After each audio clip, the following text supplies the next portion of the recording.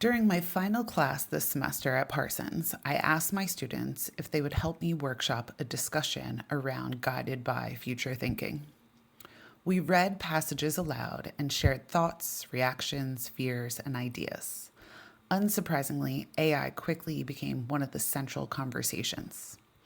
I've been very open about the fact that AI was instrumental in helping me write the Guided By series. At the same time, many of my students, particularly artists and designers, feel deeply conflicted about what AI means for creativity. At one point, I shared a conversation I had with a designer recently. She explained that AI had actually allowed her to return to hand drawn illustration. Instead of spending all of her time manually producing endless variations, she could focus more energy on drawing, experimenting, and creating by hand. Then use AI to generate additional iterations afterwards. One of my students responded, "Why wouldn't they just use AI for the whole thing?" The question stayed with me because they weren't wrong. They were revealing something much bigger about the way many of us have been conditioned to think.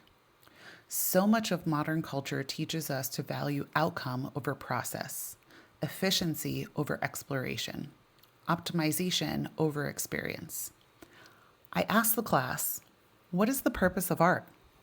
They answered, "To create something worthwhile, to create something beautiful, to create something people want to buy." Everything revolved around the output. So I told them something I've been doing quietly lately: making bad art. Painting tarot cards, to be exact. Drawing things with no commercial purpose. Creating simply because I enjoy the act of creating. Not because it would become content, not because it would sell, not because it would lead somewhere, because the process itself felt meaningful.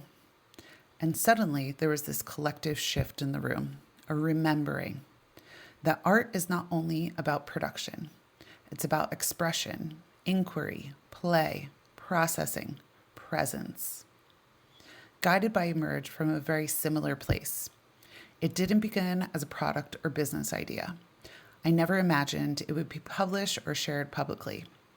I simply had thoughts, questions, theories, emotions, and observations that needed somewhere to go.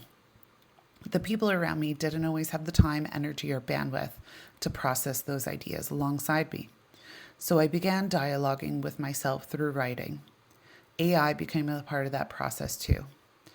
And while I understand many of the fears surrounding AI, the uncertainty, the ethical concerns, the impact on labor and creativity, I also don't believe we can stop technology simply because it makes us uncomfortable. The question is not whether technology will change us, it already has. The question is, how will we choose to engage with it? Will we use it to deepen curiosity, creativity, reflection, and human connection? Or will we allow ourselves to become passive consumers of whatever is easiest, fastest, and most profitable? I think that question extends far beyond AI. Maybe the real value was never only in the thing we created. Maybe it was always in who we became while creating it.